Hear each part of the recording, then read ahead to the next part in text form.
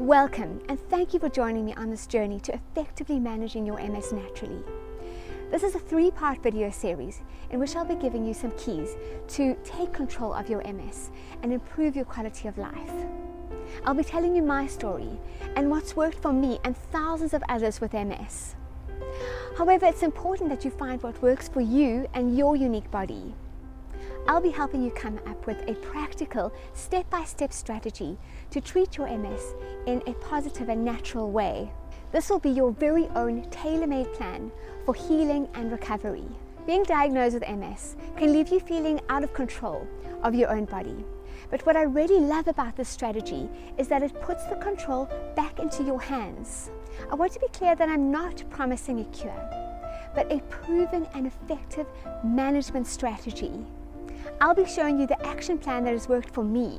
I also want you to feel that there's hope for a better life.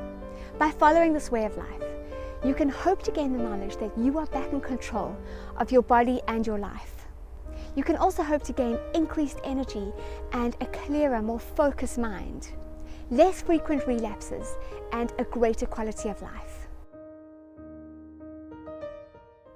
I'm Kim, a teacher, health counselor, and nutritional consultant specializing in the management of MS.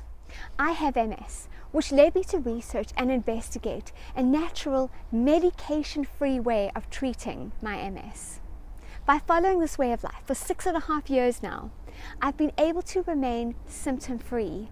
I've also been privileged to share my findings with thousands of other women with MS.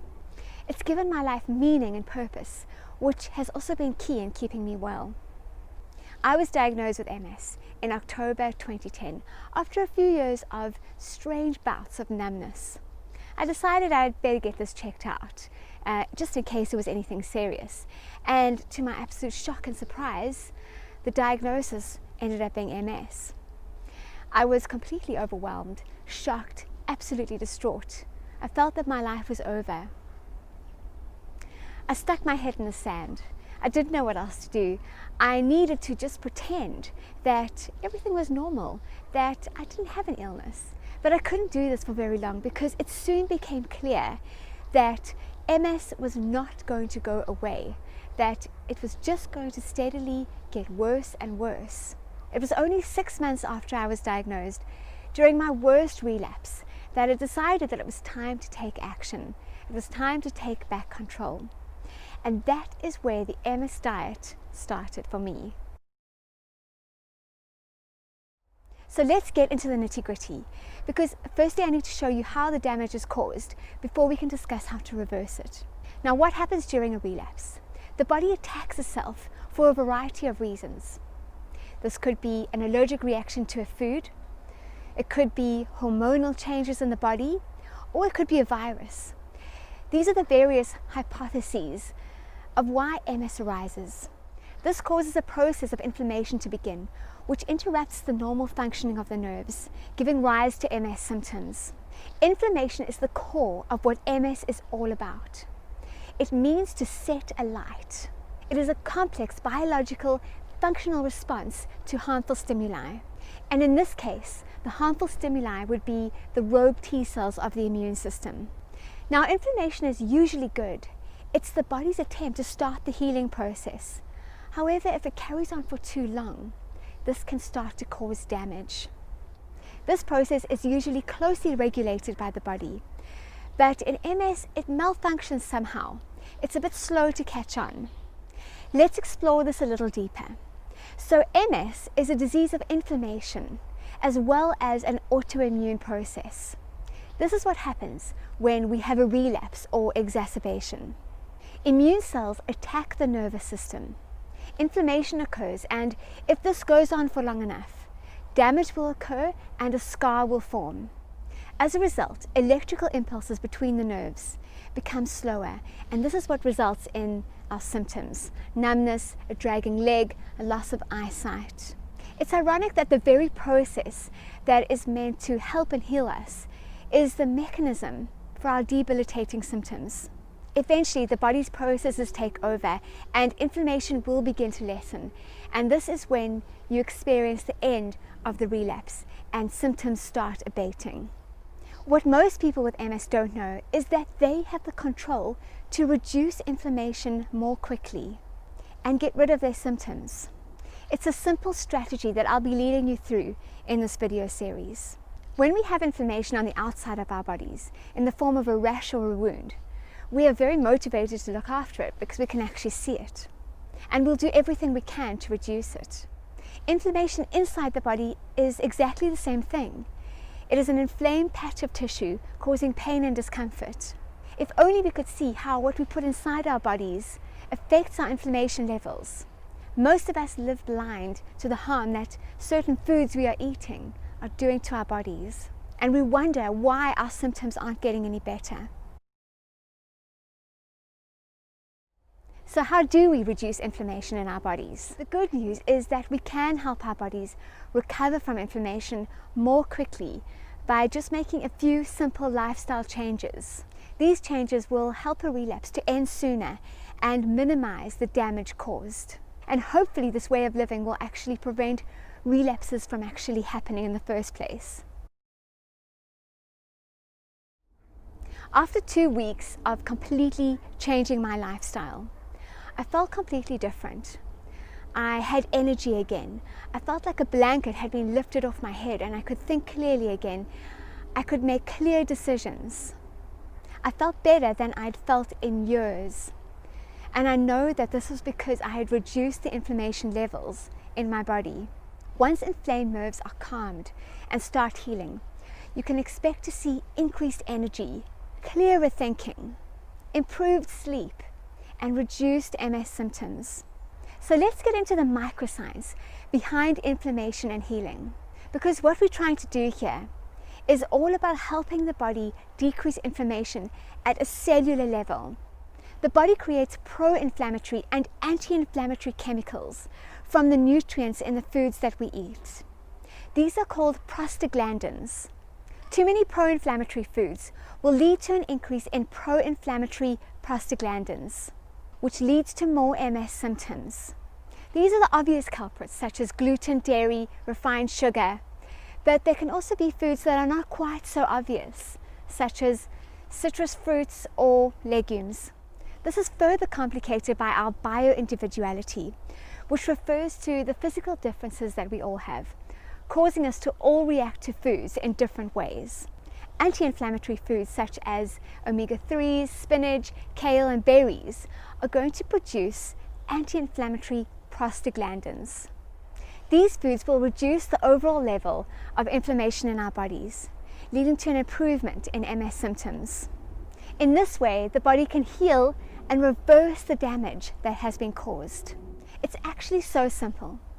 Reduce the factors that cause the inflammation and increase strategies to promote anti-inflammatory processes.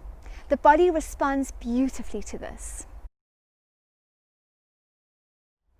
So let's take a closer look at these keys to reducing inflammation. We are going to look at 2 important points here. These are the foods that the body has an immediate negative reaction to. The foods that evoke an allergic response in the body. These could be the usual culprits, gluten and dairy, but as I said before, it actually could be any number of foods because we're all different. I'm allergic to citrus fruits, which is really a shame because I really do enjoy citrus fruits, but they definitely promote inflammation in my body. Now you can have any number of food sensitivity tests done, which do work, and you get a printout of thousands of foods that your body reacts negatively to. I'm slightly skeptical of those tests, and I prefer to use the 6-week challenge to see if I'm allergic to something or not. So the 6-week challenge involves choosing one food to investigate, to see whether you react negatively to. And then cutting that food out for 6 weeks. So you don't eat a morsel of that food for 6 whole weeks. Listen to what your body is saying to you. Do you have a negative reaction to it, or are you fine with it? If you feel fine on it, that means that you can probably continue to eat it in small amounts. But if you feel any sort of negative reaction, like a change in mood, a change in sleeping habits, a change in your energy levels and your clarity of mind, you need to cut it out, because your body is saying that it is reducing the effective functioning of its systems. The second key to reducing inflammation in the body is to include inflammation-reducing foods. These will help areas of inflammation to decrease and heal quicker. They also help the overall effective functioning of the body because they contain an amazing amount of nutrients and fiber. You know what they are already: fruit, vegetables, nuts, fish. And I'll be going into far more detail in the next video on what to eat and not to eat. I want to give you one more important strategy for reducing inflammation and promoting healing in your body. This is the importance of promoting alkalinity in your body. The key phrase here is that disease cannot thrive in an alkaline environment, whereas it feeds off acidity. The body actually tries to maintain a slightly alkaline pH of 7.35. However, poor diet, stress, and an unhealthy lifestyle can make this pH more acidic. The body also leaches calcium from the bones in order to reduce the levels of acidity. And you can imagine that this also causes long-term effects for the body and can lead to osteoporosis. You know that feeling of acidity. You've had some late nights, you've been under stress, you've eaten some bad foods, and you just feel toxic and horrible. Your body is saying, please help me get your pH back to alkaline. The amazing thing is that just a few simple choices can help you to do this. Eating alkaline forming foods, such as your fruit and your vegetables and your omega-3s. And avoiding acid producing foods, such as meat, gluten, refined sugar and dairy. Staying hydrated is exceptionally important for reducing the acidity in your body. To make sure that you are getting enough water during the day, drink a large glass of water 15 minutes before each meal. Regular and mild exercise can also reduce the acidity in our bodies. We don't need to push ourselves to the point of exhaustion to get the benefits.